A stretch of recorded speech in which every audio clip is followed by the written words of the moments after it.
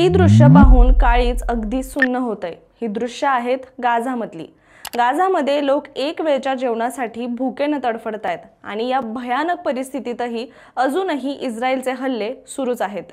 रोज कोणीतरी मरतंय आणि जे वाचलेत ते उपासमारीमुळे हळूहळू मरणाच्या दाराशी पोहोचतायत। पण गाझामध्ये इतकी भयंकर परिस्थिती का ओढावली, चला समजून घेऊयात। नमस्कार, मी रामेश्वरी आणि तुम्ही पाहताय कट टू कट। नुकताच एक व्हिडिओ सोशल मीडियावर खूप व्हायरल झाला होता, ज्यामध्ये गाझातील एक मुलगा घरात पिठाची एक गोणी आणतो आणि ती पिठाची एक गोणी घरात आल्यावर घरातले लोक त्यावर सेलिब्रेशन करतायत। पण का? कारण अनेक दिवसांनी त्यांना थोडंसं काहीतरी खायला मिळालंय। खरं तर हे पाहून डोळ्यात पाणी येतंय। तुम्ही कल्पना करा, काय भयंकर परिस्थिती त्या गाझामध्ये असेल, जिथे फक्त एका वेळी खायला मिळावं म्हणून लोक आक्रोश करतायत, रडतायत। गेल्या काही महिन्यांपासून इस्रायल आणि हमास यांच्यात सुरू असलेल्या युद्धामुळे गाझामध्ये ही भीषण परिस्थिती ओढावलेली आहे। इथं घरं, हॉस्पिटल, शाळा, रस्ते, ऑफिसेस काहीच उरलेलं नाहीये। हे सगळं ढिगाऱ्याखाली गाडलं गेलंय। पण त्याहून भयानक आहे इथलं वातावरण। इस्रायलने गाझाची पूर्ण नाकेबंदी केली आहे, कारण त्यांच्या म्हणण्यानुसार हमासचे अतिरेकी अजूनही तिथे लपलेत। आता ही नाकेबंदी म्हणजे काय? म्हणजे गाझामध्ये बाहेरून काहीही पोहोचू शकत नाही, ना अन्न, ना पाणी, ना औषध, ना कोणाची मदत। आणि त्याचमुळे या गाझामध्ये भुकेने लोक रडतायत आणि मरू लागलेत।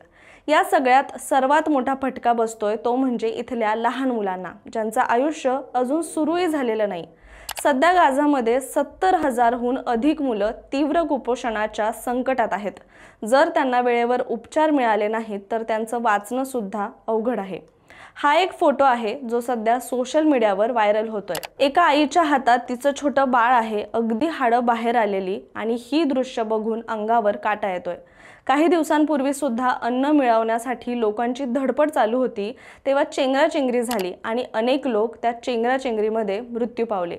याशिवाय इस्रायल आणि हमास यांचं युद्ध सुरू झालं तेव्हापासून, म्हणजेच 7 ऑक्टोबर 2023 पासून ते आजपर्यंत गाझामध्ये फक्त कुपोषणामुळे तब्बल 113 जणांचा मृत्यू झालाय, ज्यामध्ये सगळ्यात जास्त लहान मुलांचा समावेश आहे। आज गाझामध्ये प्रत्येक 5 मुलांपैकी एक मूल हे कुपोषित आहे। 2,60,000 मुलांना तात्काळ पोषणाची गरज आहे। यावर्षी 1,556 नवजात बाळांचा पोषण अभावी मृत्यू झालाय, तर 1 लाखाहून अधिक गरोदर महिला आणि आयांवर अन्न टंचाईचा थेट परिणाम होतोय। यूएनचे सरचिटणीस अँटोनियो गुटेरेस यांनी एक वाक्य सांगितलं, गाझामधील 21 लाख लोक एक अत्यंत गंभीर संकटाला तोंड देत आहेत। इथलं प्रत्येक घर उपासमारीच्या सावटाखाली आहे।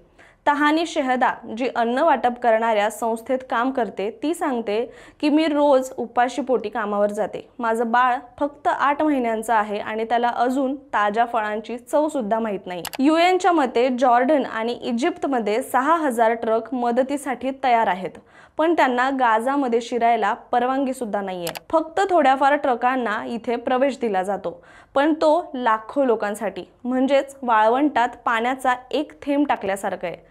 इस्रायली सैन्य म्हणतं की हमासच्या दहशतवादी संघटना मदत रोखतात, म्हणूनच मदत केंद्राजवळ रॉकेट फेकलं जातं असंही बोललं जातंय। आज गाझामध्ये जगण्यासाठी बाहेर पडणं म्हणजे मृत्यूला निमंत्रण। इथली लोक म्हणतात, जर आम्ही मदतीसाठी बाहेर पडलो तर आमच्यावर गोळ्या झाडल्या जातील, आणि ही भीती सतत वाटत असते आणि म्हणूनच आम्ही बाहेरही पडू शकत नाही। जगाच्या एका कोपऱ्यात इतकी भीषण, इतकी भयंकर परिस्थिती आहे, ज्याची काही लोकांना कल्पना देखील नाही। ज्यांच्या हातात खरंच मदत करण्याची कुवत आहे, त्यांचं मात्र अशा विषयांकडे लक्षच जात नाही, आणि याचमुळे कधीकधी माणुसकी विसरत चाललाय का असा प्रश्न निर्माण होतो। तुमचं याबद्दल मत काय? गाझामधल्या लोकांना अशा परिस्थितीतून बाहेर काढण्यासाठी जगाने काय करायला हवं? कमेंट करून नक्की सांगा, आणि कट टू कट चॅनलला सबस्क्राईब करायला विसरू नका।